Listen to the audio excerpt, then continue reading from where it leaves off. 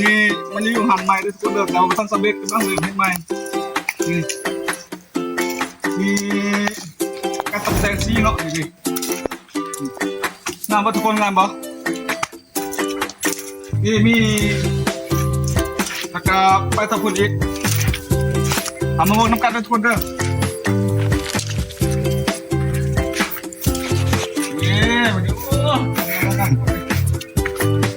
มันหลอกพัดลม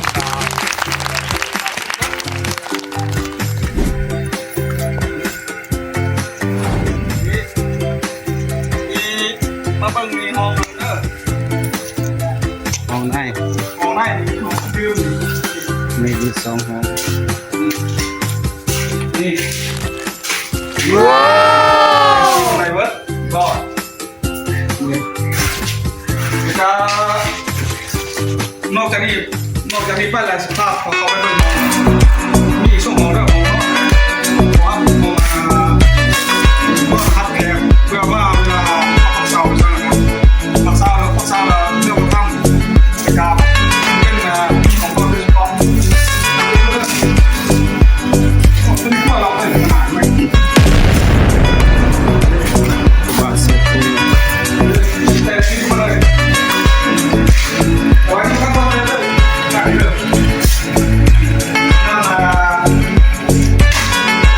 ไปเอาเรื่องอีกของที่สองทุกคนเด้อของที่สองเด้อนี่ไม่ใช่แค่ชั่วโมงกันแต่ว่าไม่ใช่เลยไม่ใช่การกล้าอีกทุกคนเด้อนี่ของแกกันเวลาแกมาเรียนมาส่งนะครับทำเรื่องไม่ได้เนาะแต่ก็มีบางสภาพสุดเสื่อมสร้างมาที่ภาษาอังกฤษ3ห้องนอนได้น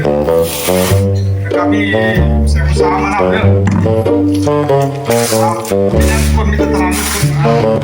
ยังพักกำใจเลย